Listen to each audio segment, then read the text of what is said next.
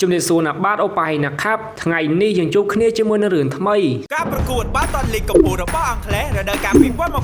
2021-2022បានមកដល់ហើយទស្សនាការផ្សាយផ្ទាល់នៃការប្រកួតភ្លាមៗស្របច្បាប់ដោយឥតគិតថ្លៃនៅក្នុងកម្មវិធី True ID Cambodia តែមួយគត់ចាប់ដើមដំបូងនៅក្នុងវត្តអារាមមួយកន្លែងក្នុងប្រទេសកូរ៉េពេលនោះយើងក៏បានឃើញសង្ឃពីរនាក់កំពុងតែឃើញសង្ឃម្នាក់ទៀតសង្ឃទាំងពីរក៏បានសួរទៅកាន់សង្ឃនឹងថាតើយប់ហើយបោះដីធ្វើអ្វីសង្ឃម្នាក់ហ្នឹងក៏បានប្រាប់ថាបោះលេងដើម្បីហាត់ប្រាណនៅពេលដែលសង្ឃទាំងពីរចេញទៅបាត់ហ្នឹងយើងក៏បានឃើញថាការពិតមិនមែនជាសង្ឃអីនោះទេគឺជាតួប្រុសរបស់យើងនឹងហើយដែលតួប្រុសរបស់យើងក្នុងរឿងនេះគឺមានឈ្មោះថាខាងដងគោបើខ្ញុំអានខុសអីសូមទោសឲ្យអត់ចេះកូរ៉េនោះទេតួប្រុសក៏បានដោះមួកចេញហើយនឹងបានញ៉ាំសូកូឡាស្រាប់តែព្រឹកឡើងក៏មានដំណឹងថាបាត់រូបព្រះពុទ្ធបដិមានៅក្នុងវត្តអារាមបាត់ទៅហើយទូរទស្សន៍ក៏បានផ្សាយផងដែរអ្នកញ៉ាំបាយនៅនឹងក៏បានពិភាក្សាគ្នាព្រោះថារូបនឹងច្បាស់ជាលក់បានលុយច្រើនជាមិនខានហើយតួប្រុសរបស់យើងក៏នៅនឹងផងដែររឿងក៏បានកាន់មកខាងអ្នកលក់របស់វត្ថុបុរាណដែលគាត់នឹងគឺលក់តែរបស់ខ្លាំងៗនោះទេតែនិយាយដូចជាការពិតអញ្ចឹងតែគាត់និយាយបញ្ចុះអ្នកទិញប៊ីនឹងបានសម្រេចទៅហើយតួប្រុសក៏បានមកដល់ហើយបោកថោនឹងចោលតែម្ដងហើយពេលនោះយើងក៏បានឃើញថាឈ្មោះអ្នកធ្វើថោនឹងមិនមែនជារបស់ពិតនោះទេតួប្រុសក៏បានយករូបព្រះពុទ្ធបដិមាដែលគេលួចបានកាលពីយប់មិញនឹងយកមកអួតអ្នកលក់ម្នាក់ហ្នឹងគាត់ក៏ចង់ទិញរូបព្រះពុទ្ធបដិមាដែលគិតថាជារបស់ពិតដែលគាត់ឲ្យលុយមួយចំនួនទៅកាន់តួប្រុសតែតួប្រុសមិនព្រមនោះទេគាត់ក៏បានឲ្យលុយបន្ថែមទៀតតែតួប្រុសក៏នៅតែមិនព្រមដូចគ្នាទៅគាត់ក៏បានបាចេញពីកាបូបទាំងអស់តែម្ដងតែតួប្រុសក៏នៅតែមិនព្រមដូចគ្នាចេញពីហ្នឹងតួប្រុសក៏បានមកកន្លែងមួយទៀតតែគេនៅតែមិនព្រមលក់ដូចគ្នាគឺទារថ្លៃមែនតែនហើយមូលហេតុដែលតួប្រុសមិនព្រមលក់គឺតែតួប្រុសនឹងមិនចង់លក់តួប្រុសគាត់ទៅយកមកបង្អួតគេដើម្បីគោលដៅធំតែប៉ុណ្ណោះម្នាក់នេះគឺជាប្រធានាធិបតីសាំងគីលពេលនេះក៏កំពុងតែមើលកន្លែងសុវត្ថិភាពដាក់របស់គាត់ដែលមានពូសក់សនោះជាអ្នកធ្វើរៀបចំលីសាញឡើងទាំងអស់ដល់កន្លែងហ្នឹងគឺសុវត្ថិភាពមែនតែនពេលដែលចូលនឹងគឺមានកាមេរ៉ាថតហើយផ្ញើលេខកូដចូលទូរស័ព្ទបន្ទាប់មកគឺ scan ដៃហើយ scan ភ្នែកហើយនឹងចាក់សោមួយទៀតគឺវេទនាមែនតែនហើយនៅពេលដែលចូលទៅក្នុងបានសម្រាប់ហើយនៅមានរ៉ាដាព័ទ្ធជុំវិញនឹងទៀតដោយចូលបានតែលោកប្រធានាធិបតីនឹងទៀតសូម្បីតែអ្នកធ្វើក៏មិនអាចចូលបានដែរ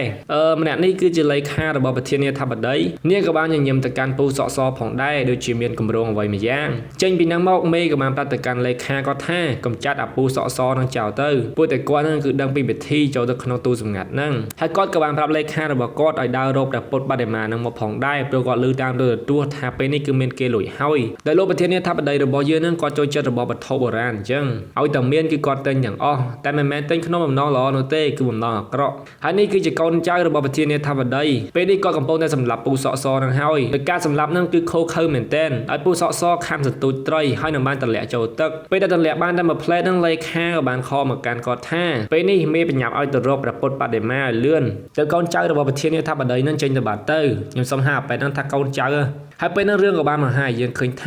ាលេខាក៏នៅនឹងផងដែរកំពុងតែ smoke get high ហើយតួប្រុសរបស់យើងនឹងកំពុងតែដើរក៏មានគេតាមពីក្រោយចេញពីឆ្វេងក៏មានចេញពីស្ដាំក៏មានគេនឹងរកទាំងដកកំបិតទៀតតែតួប្រុសក៏បានយកចូលវិញថាគេនឹងព្រមទៅហើយកុំធ្វើបាបគេអីដែលពួកគេចាប់តួប្រុសរបស់យើងមកជួបកូនចៅរបស់ប្រធានាធិបតី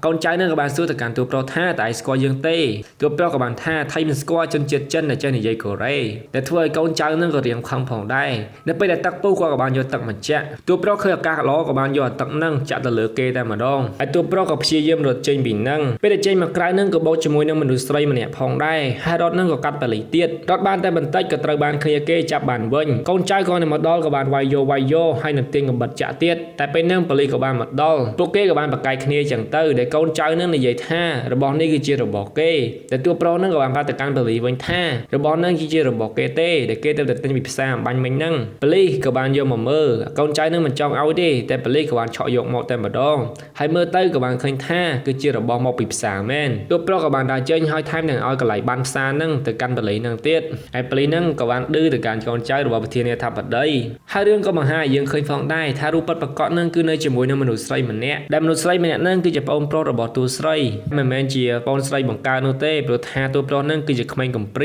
ាតែប្អូនស្រីរបស់តួប្រុសគឺចូលចិត្តប្រើដ្រូនសូម្បីតែមើលទូរទស្សន៍ក៏ប្រើដ្រូនដែរពេលនោះក៏មានគេខលមកតួប្រុសរបស់យើងដែលអ្នកខលមកនឹងគឺជាកូនចៅរបស់ប្រធានាធិបតីណាត់ជួបតួប្រុសព្រឹកឡើងតួប្រុសក៏បានមកជួបលេខារបស់ប្រធានាធិបតីក៏បានចូលមកពិនិត្យផ្ទាល់ផងដែរតែពិនិត្យបានមួយសន្ទុះក៏បានចម្លើយថារបស់នេះមិនមែនជារបស់ពិតនោះទេហើយតួប្រុសក៏គ្មានអី surprise ផងដែរព្រោះថាវាមិនពិតមែនហ្នឹងលេខាក៏បានមក smoke get high ចឹងទៅតួប្រុសក៏បានសរសើរលេខាម្នាក់ហ្នឹងផងដែរថានាងស្អាតណាស់ដែលឃើញតួប្រុសរបស់យើងឆ្លាតពូកែនិយាយលេខាហ្នឹងក៏ចង់សហការជាមួយនឹងតួប្រុសនាងក៏បានឲ្យលេខនាងទៅកាន់តួប្រុស และค่าเป็นนี่ยังกำปงแต่แน่นอนเพี้ยวแต่ยังเท่าโบราณหายังเคยทานยังเปิดจีบกายในใหญ่เหม็นเต้นยบล่างตัวโปรกับบานไอปอนใช้มือปีบวรบอลเลยค่ามาแดดน้ำผงได้บวรบอลเนี่ยนั่นคือจะหางเหม็นเต้นเรียนบานปูห้อยจะปนก็แจ้ก็ไรก็แจ้ไงใส่เลยค่ากำปงแต่ในใหญ่วิบัติเท่าโบราณไปแต่ในใหญ่จอบห้าวนั่นคือดอมมาซัวสมนูไปนู่นตัวโปรกับบานซัวแต่มาดอมันดังจะมาปีนานเต้แต่บัดเท่านั่นคือเกิดจะลอยปนมันเลยค่ากับบานรับท่ามันนายบัดเท่าดำเนินทำลายแต่ออนนี่แต่เปรียบจะมวยนั่งลอยบานเต้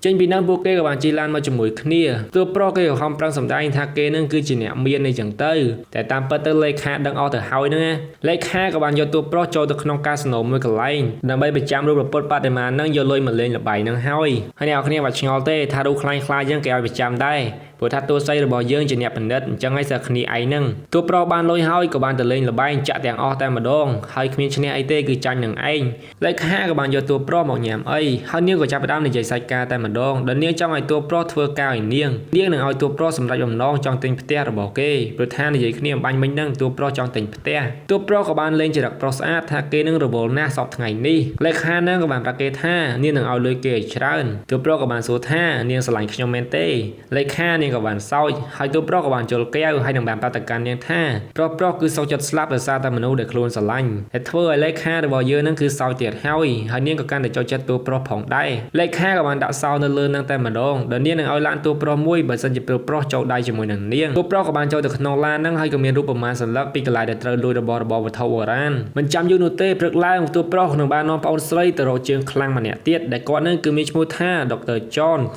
อห์นนั่นคือบุกกายข้างเรียบจอมพมซาไอจังเตอร์โดยเจ้าจอห์นก็เป็นโปรนูเต้บรุษากอดกายคลุนให้สกจัดลัวระบตัวตายในตามเพลย์วิ่งออนไซด์ระบตัวโปรคอยข้อมจอไปโจยจังเตอร์เลือกกระดาษเมื่อพอยพองดรจอห์นกับบานบอประดับกันเลยนั่งมาตัวโปรกับบานจดลุยแต่กอดแต่เคยทันลุยก็โดยจิตจานพอนู้ดรจอห์นบอเยอะอิสเบกแต่มาดองระบานเปะมุให้ทางบานจดโปรจุบล่างก็บานประโยชน์มีพุ่มซากลายในเตอร์ลุยนั่งไอ้สมบัยแต่ปองพัสดุระบตัวโปรจองเกยนั่งกับกอดกบผ่องได้แต่เป็นกอดประโยชน์จอบรกเนี่ยกับบานแตะได้ให้เป็นนี่กิจเชิงจ้าระบเยอะตลอดมาบนเฮาเด็บมวยตื้อเรื่องสายล่างกับบานเจนนำหน้าเลยค่ากับบานปฏิการตัวโปรท่าแต่ดอกอะไรนั่นคือเมนเกยจำหยกเฮาให้เป็นนั่นคือปัจจุบันเป็ดแมนแต่โปเกมันแมนจะโยนฮอกโนเต้คือเชียร์ใส่เกเนี่ยเดี๋ยวเป็นแต่โปเกตัดดอนั่นคือโยบัตแต่เฮาเป็นก็ไปเมื่อจงบนยอเฮาโปเกกับบานเปไอสมาร์ดับใบมันหลอมเนตเนี่ยซอนในโซเยี่ยมจัดนั่งตัวโปรกับบานยอดได้นั่งมาฮัทให้กับบานทองคลันสะสอบแต่เป็นนู่นเนี่ยเยี่ยมกับบานได้จัดนั่งโปเกกับบานเอาให้เป็นเงินมาวนตัวโปรกับบานปฏิการโปเกท่าเป็นนี่เกดังเฮาท่ากำนอบอย่างนู้นในตีหน้าตัวท่านนั่นเป็นแต่เกเอาหนังบันไม่นั่งเกทองคลันสะสอบกันแต่คลั่งแต่ไม่ได้ท่าระบอเด็ดโปเกเตอร์โรนึงในจัดนั่งไอตัวโปรกับบานโจเตอร์เบอร์ให้กับบานเคยท่าเวปัจจุบันตีหนังแมนโปเกจับด้านทัวร์การสปาสไวเหม็นเต้นตามมันเชียร์ระบอจอนแต่เป็นแต่โปเกประมาบานเฮาซับแต่เนี่ยมาจมูกโปเกนึงกบฏโปเกเด็กเกรกบานตัวโปรแต่เฮาแต่ตัวโปรกับบานปากไก่ท่ากำตอนบานเกไอบานหยับแปะนูเตอร์กอดจ่าเฉียงย่อมไอจอนก็จะโยนแลพองได้ถ้ากอดโจจัดปะเตจันหน้ากำตอนสำหรับกอดไอสำหรับอักเมย์เนี่ยในมอนเตอร์โปเกนั่นคือทัวร์จะชลูคเนนูเต้มันล้อมทัวร์เอาไอแปะนั่งชลูของเพลิงปีได้แต่ในเป็นแต่โปเกไวนั่นคือปีมวยไวมันเนี่ยแปะนั่งนูเต้กอดกระโดดบานจอนแต่เฮาแต่ตัวโปรกับบานฉลาดปรัดเพลิงแต่พงพังเจ้าลายนั่งกับบานเคยท่าตัวโปรไวเกสลอบาแต่เฮาไปนั่งก็เมนเกคอหมกการมาเนี่ยนั่งให้นบานนัดจวบปีกันไหลโยรบอตัวโปรกับบานตะดอกันไหลตามการนัดกองใจนั่งกับจองปลาระบอนั่งแต่ตัวโปรมาหน่อยปลาหนึ่งเต้จำเมย์มาเมื่อตัวแต่มาดองคลายขดคาดไอจอนมันเคยเลยคาซาแล้วก็จองจับได้จมูกเก้แต่เก้มันเมื่อสมบัยแต่มกเป็นนี่คือตัวโปรระบอยืดจูประเทศนี้ทำอะไรเด็ดตัวแต่มาดองโดยเฉพาะระบอตัวโปรนั่งคือได้ช่วยยังระบอได้ดำเอาลอยประเทศนี้ทำอะไรกับวันแต่ซาตัวโปรผ่องได้เพื่อตัวโปรฉลาดคลาห้านให้บุกกายในใหญ่เตี้ยตัวโปรเก้กับวันทัวร์จีโอโดยทำประเทศนี้ทำอะไรจับอารมณ์เก้อย่างนั้นนะให้เก้กับวันสมสหก้าจมูกในประเทศนี้ทำอะไรแต่มาดองโดยเก้นั่นคือตระการแต่ลอยแต่วันนอประเทศนี้ทำอะไรกับวันจับได้จมูกเก้ประกอบมันคว้าได้ลอยนู้นสำคัญคือระบอวัฒนโบราณเป็นนั่นตัวโปรกับบานสมัยพองได้นั่นเป็นเด็กกอดในเขมรคือเป็นนั่งปลาระบกอดบานเอากอดโจแต่โยระบไม่นำไล่เด็กขนมนั่งคือมีตัวพองไอพองคือปัจจุบันเนียมเหม็นเต้นแต่เป็นเด็กกอดใจมาบนนั่งโลประเทศนี้ทำอะไรเนี่ยเป็นเด็กกอดในเขมรกับบานโยระบเด็กเกยยมันนั่งให้กอดกับบานตะแหลกปลาระบเกยจอมกจมวยนั่งระบัวให้กอดกับบานบอสกลาให้หนังกอบโปเกสำหรับเจ้าต่างรัวแต่มาดองแต่ตัวโปรมันสลับนุเต้อาจจะเป็นหนังบ้านแต่ปลาระบเกคือบานสลับจังให้ตัวโปรมานี่คือจองซองซักจมวยนั่งประเทศนี้ทำอะไรแต่ปนนอกเลิกล่างโปเกกับบานมันยำไอจังเต้จุบเลี้ยงตัวทายม មិញបានលុយច្រើនដែលបងស្រីរបស់តួប្រុសសម្បីតែយកបន្លែឪរបស់ខ្លួននឹងក៏បានប្រើដ្រូនមកទៀតពេលនោះដុកទ័រចនរបស់យើងក៏បានមកដល់ជាមួយនឹងឡានថ្មីចនក៏បានសួរទៅកាន់តួប្រុសតើគោលដៅបន្ទាប់ទៅនៅទីណាហើយចនក៏បានរៀបរាប់ពីកន្លែងដែលអាចមានវត្ថុបុរាណជាច្រើនដែលនៅក្នុងនោះគាត់ក៏បាននិយាយពីអង្គរវត្តផងដែរតួប្រុសក៏បានប្រាប់ថាសាន់លីងនឹងគឺជាភ្នៅនៅក្នុងប្រទេសកូរ៉េមួយដែលតួប្រុសគិតថានៅក្នុងនោះច្បាស់ជាមានដាវមួយដ៏មានតម្លៃជាមិនខានតួប្រុសក៏បានយករឿងនេះទៅជជែកជាមួយនឹងលេខាអំពីគម្រោងនឹងមុននឹងជួបមេលេខាបានសួរទៅកាន់តួប្រុសតើចូលទៅយ៉ាងម៉េចព្រោះថាកន្លែងហ្នឹងគឺសុវត្ថិភាពណាស់ភ្នៅរបស់អ្នកមានអំណាចអីចឹងណាតួប្រុសបានប្រាប់ទៅកាន់លេខាថាដើម្បីចូលទៅបានគឺចូលទៅនឹងហើយលេខាបានសួរផងដែរតើមានអីនៅក្នុងភ្នៅហ្នឹងតួប្រុសបានប្រាប់ថាមានតែគេសុំលាក់ជាសម្ងាត់សិនតួប្រុសក៏បាននិយាយពីប្រវត្តិភ្នៅហ្នឹងទៅឲ្យប្រធានាធិបតីស្ដាប់ហើយគេហ្នឹងគឺនិយាយច្រើនមែនតើហៅហែតែម្ដងប៉ុន្តែនិយាយមែនតើតែសរុបមកវិញហ្នឹងគឺគេសង្ស័យថានៅក្នុងភ្នៅហ្នឹងគឺមានដាវរាប់ពាន់ឆ្នាំមួយដ៏មានតម្លៃមហាសាលធានាធិបតីក៏បានទាមទារភស្តុតាងពីតួប្រុសរបស់យើងតួប្រុសក៏បានឲ្យកដាស់មួយសន្លឹកហើយពេលហ្នឹងក៏មានអ្នកមកពិនិត្យយ៉ាងម៉ត់ចត់មែនតើបន្ទាប់ពីពិនិត្យម៉ត់ចត់អស់ហើយហ្នឹងគាត់ក៏បានប្រាប់ទៅកាន់ប្រធានាធិបតីថាកដាស់នេះគឺជាកដាស់ពិតដែលធ្វើឲ្យប្រធានាធិបតីកាន់តែជឿលើសម្ដីរបស់តួប្រុសក៏បានយល់លេសថាគេចង់បានថ្លៃជាងហ្នឹងតិចនៅពេលដែលគេលួចបានតែតួប្រុសនិយាយច្រើនពេកប្រធានាធិបតីក៏បានបបួលគេទៅផឹកស្រាក្រហមតែម្ដងតែពេលដែលចូលកន្លែងដាក់ស្រាហ្នឹងគឺមានកលឹះយន្តមួយហើយចុះមកដល់កន្លែងគាត់រសារទ្រព្យសម្បត្តិទាំងអស់ហ្នឹងតាមផ្លូវចូលមកហ្នឹងតួប្រុសក៏បានឃើញពីដំណើរការនៃការចូលនឹងទីតាំងនៅកន្លែងហ្នឹងផងដែរពេលដែលចូលមកដល់ហ្នឹងយើងក៏បានឃើញថារបស់របរវត្ថុមានតម្លៃជាច្រើនមិនមែនមានតែមួយទេគឺច្រើនមែនតើហើយសំខាន់នៅខាងក្រោមហ្នឹងគឺមានពោះការពារសុវត្ថិភាពទៀតផងតួប្រុសរបស់យើងពេលដែលឃើញរូបព្រះពុទ្ធបដិមាហ្នឹងក៏បានលើកដៃសំពះទៀតដែលធ្វើដូចជាគេហ្នឹងគឺស្រឡាញ់ស្មាស្មោះមែនតើតួប្រុសក៏បានសួរទៅកាន់ប្រធានាធិបតីទៅទុករបស់ហ្នឹងធ្វើអ្វីប្រធានាធិបតីក៏បានប្រាប់ថាថ្ងៃមួយគាត់នឹងបង្ហាញឲ្យពិភពលោកឃើញទាំងអស់នេះថាគាត់គឺខ្លាំងហើយមានអំណាចល្បីប៉ុណ្ណាតួប្រុសរបស់យើងហ្នឹងគឺថាធ្វើដូចជាភ្ញាក់ផ្អើលមែនតើហើយសួរប្រធានាធិបតីទៀតមកដូចខ្ញុំអត់នេះដើមអំណងរបស់គេមើលចុះមើលឡើងហ្នឹងគឺដើម្បីចង់ឃើញពីថោមួយដែលគេលួចកាប់ពីក្មេងហ្នឹងពេលនោះគេក៏បានសួរទៅកាន់ប្រធានាធិបតីថាតើលោកបានថោមួយនេះមកពីណាតែមិនបានចម្លើយនោះទេគឺបានកំភ្លើងទៅវិញប្រធានាធិបតីក៏បានសួរតើឯងមកទីនេះដើម្បីអ្វីសាកសពរបស់ឯងអាចកប់នៅទីនេះជារឿងរហូតគ្មាននរណាអាចដឹងក៏បានតួប្រុសក៏បានប្រាប់ទៅវិញថាទីនេះគឺពិបាកចូលណាស់បើឲ្យគេចូលគេសុខចិត្តទៅលួចដាវវិញល្អជាងតែតួប្រុសនិយាយបែបហ្នឹងគឺមានន័យថាគេសុខចិត្តបន្ថយជីវិតទៅលួចដាវប្រសើរជាងបន្ថយជីវិតមកលួចទីនេះទើបប្រធានាធិបតីក៏បានដោះលែងគេដោយឲ្យគេទៅលួចដាវនឹងឲ្យគាត់ឲ្យបានសម្រេចតួប្រុសក៏បានប្រាប់ថាគាត់ត្រូវការគ្នាម្នាក់ទៀតដើម្បីចូលរួមក្នុងការធ្វើការងារលើកហ្នឹងហើយគេក៏បានសុំឡើងថ្លៃប្រធានាធិបតីលេខាក៏បានរាយការណ៍ពីភូមិសាស្ត្រនៅតំបន់ហ្នឹងទៅប្រាប់ប្រធានាធិបតីផងដែរដោយនៅតំបន់ហ្នឹងគឺគេឧស្សាហ៍ជួសជុលប្រព័ន្ធបង្ហូរទឹកព្រោះតែទឹកហ្នឹងវាអាសាលេចភ្នោពេលហ្នឹងកូនចៅប្រធានាធិបតីក៏បានសួរផងដែរតើមេហ៊ានចំណាយលុយច្រើនយ៉ាងនេះជួអាក្មេងម្នាក់នឹងធ្វើការមែនទេមេហ្នឹងក៏បានប្រាប់ថាមិនមែនទេតែគឺដើម្បីដាវលេខានិងតួប្រុសក៏បានផឹកចម្រៀងគឺរ៉ូមែនទិកមែនតើលេខាក៏បានសួរទៅកាន់តួប្រុសតែតួប្រុសក៏បានធ្វើសញ្ញាកំមាត់ព្រោះថាពេលនេះគេកំពុងតែស្ដាប់បទរបស់គេចូលចិត្តលេខាក៏បាននិយាយអំពីប្រវត្តិបទហ្នឹងតួប្រុសក៏បានសួរតើនាងស្គាល់បទហ្នឹងដែរមែនទេតែលេខាក៏បានធ្វើសញ្ញាដូចគ្នាថាកំមាត់ដោយសារតែខ្លាចនឹងលេខាពេកតួប្រុសក៏បានថើបនាងតែម្ដងហើយនេះគឺជាចំណុចពិសេសរបស់រឿងកូរ៉េដែលរឿងប្រទេសផ្សេងទៀតមិនអាចធ្វើបានព្រឹកឡើងបរិសសាហាទើបតែចេញពីគុកដែលជាបរិសដែលតួប្រុសចង់បាននឹងហើយបងស្រីរបស់តួប្រុសប៉ារបស់តួប្រុសហើយនិងដុកទ័រចនរបស់យើងក៏ខំនិយាយពីប្រវត្តិរបស់គាត់ដ៏អស្ចារ្យដើម្បីឲ្យគាត់នឹងឡើងឡានជាមួយខ្លួនព្រោះថាប៉ែហ្នឹងគឺគាត់ពូកែខាងជីកដីតែពួកគេទាំង3ខំនិយាយយ៉ាងណាក៏ប៉ែហ្នឹងមិនឈឺក្បាលផងដែរតែពេលហ្នឹងក៏មានស្រីស្អាតម្នាក់ជិះកាត់ហ្នឹងប៉ែហ្នឹងមើលចង់បាកោទើបតួប្រុសក៏បានដឹងពីចំណូលចិត្តរបស់គាត់ហើយនឹងបានសួរគាត់ថាតើអ៊ំចង់បានស្រីស្អាតទេប៉ែហ្នឹងក៏បានឡើងមកតែម្ដងពួកគេក៏បានចាប់ផ្ដើមរៀបគម្រោងដែលពួកគេទៅជីករូងក្រោម3ដើម្បីទៅលួចដាវក្នុងភ្នោមួយហ្នឹងតែជំហានដំបូងពួកគេទិញកន្លែងដែលពួកគេត្រូវជីកសិនដែលក្នុងនោះគឺមានដូចជាហាងកាហ្វេមួយកន្លែងក្លឹបមួយកន្លែងហើយទោះបីជាម្ចាស់ក្លឹបមិនលក់យ៉ាងណាក៏កូនចៅរបស់ប្រធានាធិបតីវាយគេឡើងសើស្រាប់ទៅហើយមិនត្រឹមតែហាងកាហ្វេនិងក្លឹបនោះទេផ្ទះនៅជិតហ្នឹងក៏ទិញផងដែរហើយអ្នកលក់នោះខំរាយរាប់ច្រើនមែនតើប៉ារបស់តួប្រុសគាត់មើលតែចំគោលដៅរបស់គាត់គឺគាត់ទិញហើយគ្រាន់តែមើលថាចំគោលដៅហើយក៏បានហៅគ្នាមកពេញហ្នឹងតែម្ដងហើយអ្នកមិញម្នាក់ហ្នឹងគឺអូកាឡាប៉ារបស់តួប្រុសអូតតែមែនតើហ្មងណាតួប្រុសគេកំពុងតែមើលពីខាងលើតែមិនដឹងជាមើលទៅភ្នៅឬក៏មើលទៅកន្លែងប្រធានាធិបតីនោះទេគេបានមករៀបគម្រោងទៀតហើយដល់ពូអ្នកជំនាញជីកដីរបស់យើងក៏បានសន្និដ្ឋានថាដើម្បីជីកពីនេះទៅកន្លែងភ្នៅហ្នឹងគឺត្រូវការរយៈពេល7ថ្ងៃហើយបងស្រីរបស់តួប្រុសគឺមានតួនាទីជាអ្នកមើលប្រព័ន្ធលូដែលពួកគេគឺមានគម្រោងធ្វើតែពីយប់នោះទេដើម្បីកុំឲ្យមានគេសង្ស័យហើយហាងត្រូវតែបិទ រហូតនៅពេលយប់មិនឲ្យអ្នកផ្សេងចូលនោះទេក្រៅពីគ្នាឯងហើយមួយទៀតគឺត្រូវតែចាក់សម្លេងលឺដើម្បីកុំឲ្យអ្នកចិត្តខាងលឺពីសម្លេងជីករួមក្រោមដីដែលជីកបានគឺយកទៅបោះចោលនៅកន្លែងហាងកាហ្វេធ្វើដូចជាដឹកជូនអញ្ចឹងកុំឲ្យគេសង្ស័យទូប្រុសក៏បានប្រាប់ទៅកាន់គ្នារបស់គេថានៅខាងក្រៅភ្នូនឹងគឺមានប្រដាប់ការពារក្រាស់ណាស់វាយក៏មិនងាយបែកផងដែរដូច្នេះពួកគេទៅរកសារជាតិគីមីអ្វីយ៉ាងដើម្បីរំលាយស៊ីម៉ងហ្នឹងហើយនៅពេលដែលរំលាយវាស្ដើងហើយនឹងវាយតាមក្រោយថ្ងៃមួយលោកប៉ូលីសម្នាក់ក៏ចង់ចូលមកលេងក្លឹបហ្នឹងដែលកូនចៅរបស់ប្រធានាធិបតីគាត់មិនឈ្នះនោះទេដោយសារតែគាត់ចូលមកទៅហើយកូនចៅប្រធានាធិបតីក៏បានឲ្យកូនចៅរបស់ខ្លួនយកគាត់ទៅបន្ទប់ VIP តែពេលនោះគាត់ក៏បានឃើញដីរាយពេញនឹងតែម្ដងទើបគាត់ក៏ចង់ចូលឆៃឆេកូនប្រធានាធិបតីក៏បានខាត់ផងដែរតែគាត់នៅតែចង់ចូលទើបពេលតែចូលទៅក៏បានឃើញថាសិតតែស្រីស្អាតតែម្ដងពេញនឹងហើយទូប្រុសរបស់យើងនេះក៏បន្លំខ្លួននឹងគេដែរគេក៏បានឲ្យកាតមួយទៅកាន់ប៉ូលីម្នាក់ហ្នឹងថាចង់បានអូនពេលណាមករកអូនពេលហ្នឹងមកតែធ្វើឲ្យប៉ូលីម្នាក់ហ្នឹងទ្រាំមិនបានក៏បានដើរចេញមកវិញហើយគឺថាទូប្រុសរបស់យើងនេះលេងមិនស្អាតតែម្ដងពួកគេក៏បានពិភាក្សាគ្នាទៀតហើយព្រោះថាចិត្តដល់កន្លែងដែលត្រូវបំផ្ទុះបានហើយការបំផ្ទុះដើម្បីជីកទៅទៀតហ្នឹងគឺវាអាចនឹងខូចខាតផ្លូវផងដែរអាចនឹងបាក់ផ្លូវក៏ថាបានតែទូប្រុសក៏បានថាត្រូវតែធ្វើ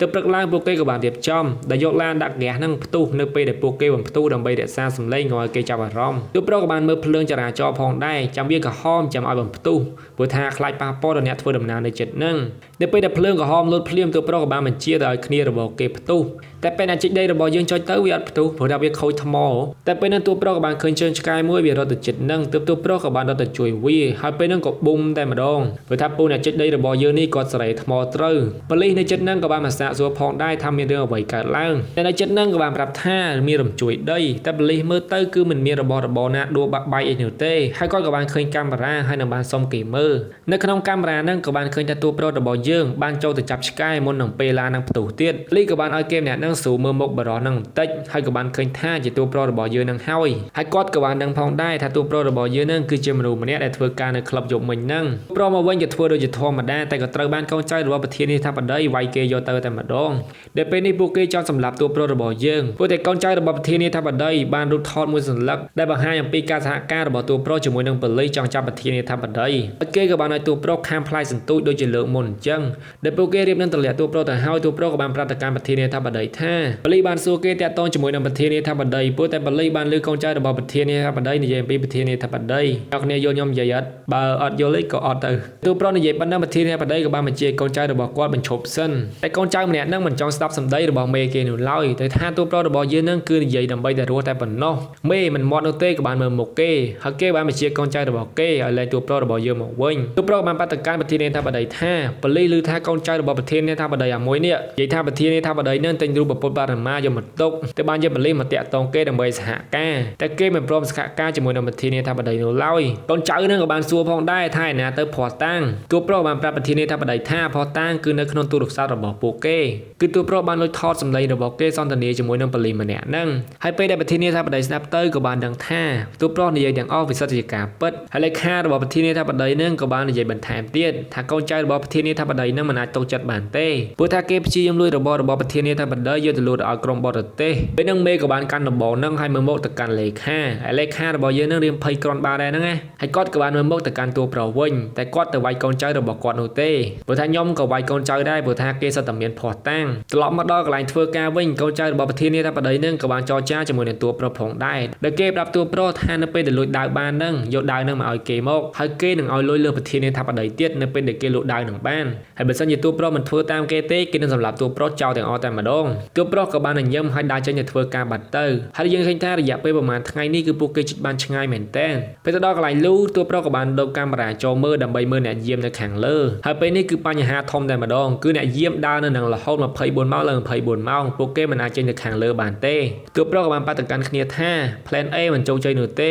យក Plan B មកប្រើតែ Plan B របស់ពួកគេគឺចាំមើលទូរទស្សន៍ផ្សាយថាមេភ្លៀងតែពួកគេឈប់ចូលលួចពីលើហើយគឺចូលលួចពីក្រោមនឹងតែម្ដងគឺជីកដីយ៉ាងណាទៅដល់កន្លែងភ្នូហ្នឹងហើយវាយកំទេចភ្នូតែការវាយហ្នឹងវាអាចនឹងមានសម្លេងអញ្ចឹងហើយពួកគេចាំភ្លៀងនៅពេលដែលបកគោគឺពួកគេវាយអញ្ចឹងមានអ្នកចាប់អារម្មណ៍នោះទេ បន្ទាប់ពីមើលទូរទស្សន៍អស់រយៈពេលប្រហែលថ្ងៃហើយទូរទស្សន៍ក៏បានប្រាប់ថាថ្ងៃស្អែកនឹងមានមេឃភ្លៀងឬថាពួកគេនឹងគឺសប្បាយចិត្តមែនទែនហើយលោកប្រធានាធិបតីរបស់យើងវិញពេលនេះក៏កំពុងតែម៉ាស្សាដែលខាងបានមកដល់នឹងដេញពួកបុគ្គលិកចេញឲ្យអស់ហើយនាងក៏បានចាប់ផ្ដើមម៉ាស្សាឲ្យប្រធានាធិបតីដែលផ្ទាល់តែម្ដងដែលគ្រប់យ៉ាងវាដូចជាការព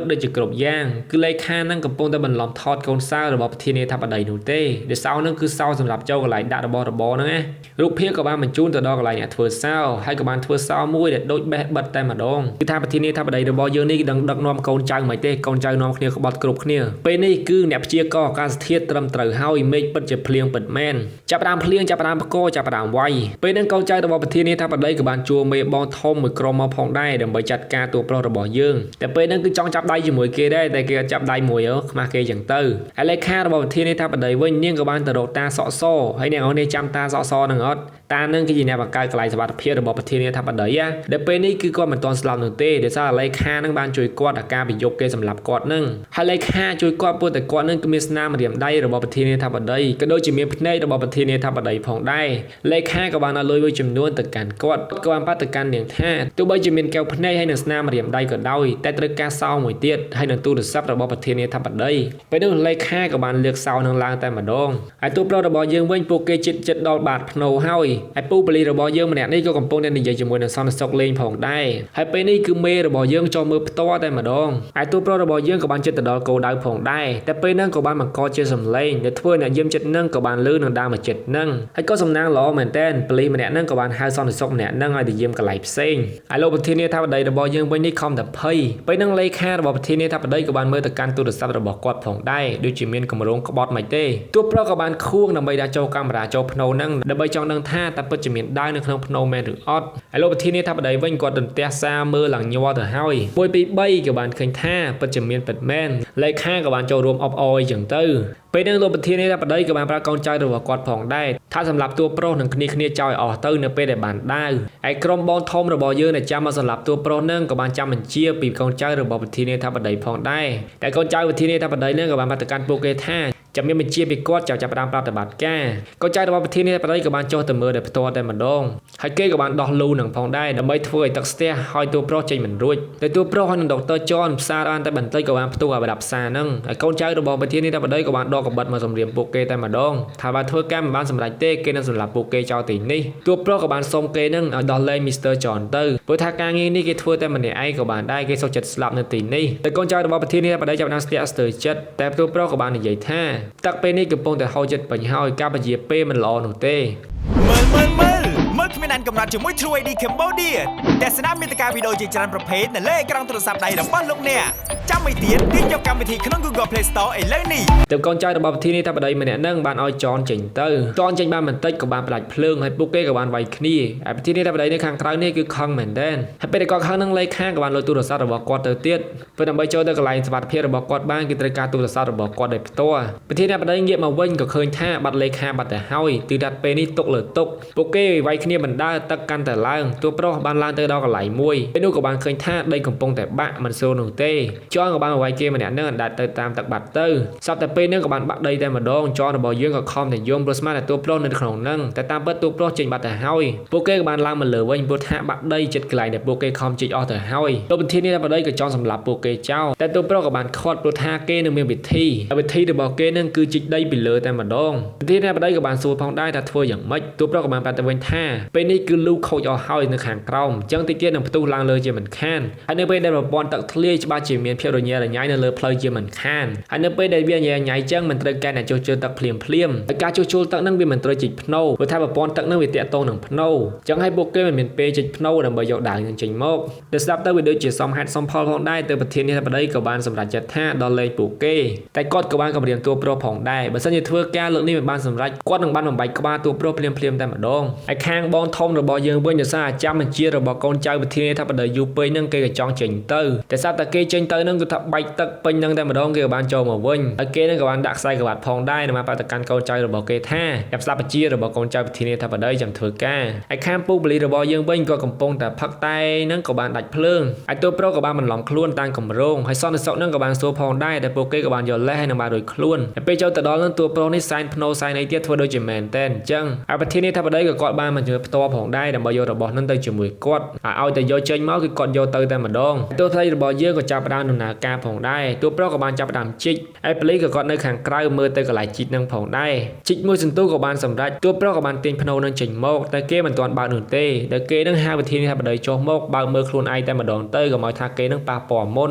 ឯខាងលេខាវិញ scan ដៃ scan ភ្នែកគឺចូលបានសម្រេចអស់ហើយឥឡូវវិធានថាបដិគាត់ពិតជាបានចុះទៅមើលដោយផ្ទាល់មែនតែពេលដែលបើកមើលទៅក៏បានឃើញថាគ្មានអ្វីនៅក្នុងនោះទេហើយគាត់ក៏បានចោទតួប្រុសរបស់យើងថាតួប្រុសរបស់យើងនឹងច្បាស់ជាយកវាលាក់កន្លែងណាមួយជាមិនខានតែតួប្រុសក៏បានបដិសេធទៅលើការចោទប្រកាន់ព្រោះថាពេលឆ្លោះហ្នឹងគឺឆ្លោះមើលទាំងអស់គ្នាហើយពេលដែលរត់ហ្នឹងក៏រត់ជាមួយគ្នាដែរគេគ្មានពេលលាក់នោះទេពេលនោះតួប្រុសក៏បានសួរទៅកាន់លោកប្រធានាធិបតីថាតែលោកប្រធានាធិបតីធ្លាប់កប់ក្មេងទាំងរស់ឬទេដែលពាក្យមួយឃ្លាហ្នឹងធ្វើឲ្យលោកប្រធានាធិបតីរបស់យើងក៏បាននឹកឃើញពីអតីតកាលរបស់គាត់តួប្រុសក៏បានរៀបរាប់ពីការជឿចាប់របស់គេគឺគេនៅជាមួយនឹងសាកសពប៉ារបស់គេអស់មួយយប់ទាំងភាពភ័យខ្លាចហើយពេលនេះគឺគេចង់ឲ្យលោកប្រធានាធិបតីយល់ពីអារម្មណ៍មួយហ្នឹងវិញម្ដងឯលេខារបស់យើងវិញពេលដែលនាងចូលទៅដល់កន្លែងទូសុវត្ថិភាពរបស់លោកប្រធានាធិបតីហ្នឹងគឺមិនបានឃើញអ្វីទាំងអស់តែនាងបានឃើញតែប្រហោងមួយតែប៉ុណ្ណោះហើយនឹងបានឃើញกระดาษថាឲ្យនាងតែប៉ុណ្ណឹងលោកប្រធានាធិបតីក៏បានប្រាប់ទៅកាន់តួប្រុសថាបើយើងស្លាប់ឯងក៏កប់ស្លាប់ដូចជាយើងអញ្ចឹងតួប្រុសក៏បានប្រាប់ថាខ្ញុំមានវិធីចេញពីទីនេះហើយលោកប្រធានាធិបតីក៏បានបាញ់តួប្រុសរបស់យើងតែម្ដងពេលហ្នឹងដីក៏បានចាក់មកដែលធ្វើឲ្យគាត់របូតកំភ្លើងចេញពីដៃពួកគេក៏បានវាយគ្នាបន្តិចមេនឹងបានរើសកំភ្លើងនឹងបានម្ដងទៀតតួប្រុសក៏បានទាត់គាត់ដែលធ្វើឲ្យគាត់ឈឺដៃព្រោះថាគាត់ចាស់ហើយតួប្រុសក៏បានយកកំភ្លើងហ្នឹងតែមិនបានបាញ់គាត់នោះទេគឺបាញ់ដី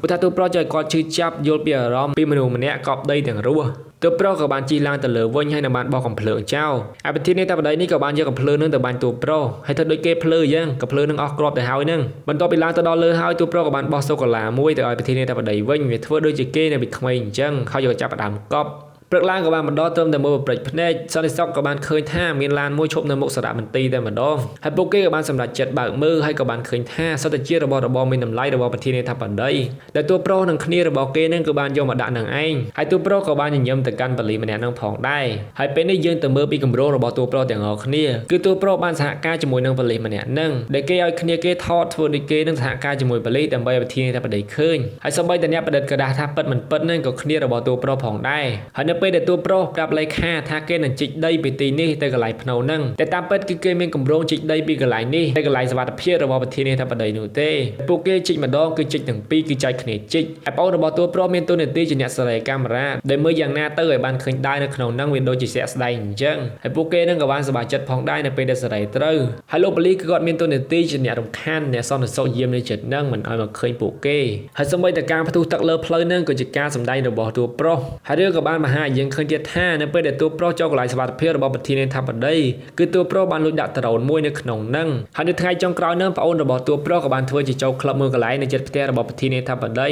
ដើម្បីនាងអាចបញ្ជាដ្រូនរបស់នាងបានហើយនឹងបញ្ជាម៉ាស៊ីនដើម្បីផ្ដាច់រ៉ាដាទាំងអស់ហ្នឹងការបើកបររបស់នាងនឹងគឺប៊ីសតែម្ដងគាត់តែផ្ដាច់រ៉ាដាបានភ្លាមក៏បឹងគឺប៉ាចិញ្ចឹមរបស់តួប្រុសក៏ចូលមកលួចទាំងអស់តែម្ដងបន្ទាប់ពីប្រាប់យើងពីគម្រោងទាំងអស់ហើយតួប្រុសក៏បានធ្វើសញ្ញាទៅដាក់ប៉ូលីសនឹងផងដែរព្រោះថាតួប្រុសបានសន្យានឹងលោកប៉ូលីសនឹងថាបើសិនជាលោកប៉ូលីសជួយគេនឹងយករបស់របស់ប្រធានាធិបតីនឹងមកដាក់សារមន្ទីរវិញទាំងអស់ហើយអ្នកជំនាញជីកដីរបស់យើងនេះដូចជាមិនអស់ចិត្តនោះទេព្រោះថាស្ដាយរបស់បើសិនជាលក់វិញមិនដឹងជាបានលុយច្រើនប៉ុណ្ណាតែពេលដែលពួកគេជីកបានមកបន្តិចហ្នឹងតួប្រុសក៏បានឈប់ហើយពេលនោះយើងក៏បានឃើញថាតួប្រុសមិនត្រឹមតែយករបស់ដ៏មានតម្លៃរបស់ប្រធានាធិបតីនោះទេតែគេក៏បានយកលុយមកជាច្រើនផងដែរតែគេមិនទាន់តែពូជីកដីនឹងដឹងព្រោះថាមិញហ្នឹងគឺនៅមុខប៉ូលីសគឺទទួលក៏បានចុះផ្សាយពីដំណឹងគួរឲ្យរន្ធត់មួយគឺរកឃើញប្រធានាធិបតីនៅក្នុងក្តារមឈូសតែលោកប្រធានាធិបតីក៏មិនទាន់ស្លាប់នោះទេគាត់ទៅរងរបួសជាទម្ងន់ឯលេខារបស់គាត់វិញក៏ទឹកភ្នែករលីងរលោងមែនតែនដែលនាងបានប្រាប់ទៅកាន់គេថានាងត្រូវបានមេរបស់នាងនឹងបង្ខំនោះទេហើយនាងក៏សុខចិត្តទទួលកំហុសគ្រប់យ៉ាងផងដែរចេញមកវិញនឹងតួប្រុសក៏បានខំមកកាន់នាងតួប្រុសក៏បានសរសើរផងដែរថាគឺពិតជាពូកែសម្ដែងមែនតែនលេខាក៏បានសួរតើនរណាគេនឹងតួប្រុសបានប្រាប់ថាគឺជាបរិសុសង្ហារៀនចេះជាងគេតួប្រុសខំមកកាន់លេខានឹងគឺដើម្បីហៅលេខាចូលរួមដៃជាមួយគេព្រោះថាក្រុមរបស់ពួកគេពេលនេះគឺមានផែនការថ្មីទៀតហើយគឺទៅប្រទេសជប៉ុនចប់ហើយមុននឹងចប់មែនតើនឹងមកចង់ណែនាំអ្នកនរគ្នាស្គាល់ពីកម្មវិធីមួយផងដែរដែលមានឈ្មោះថា True ID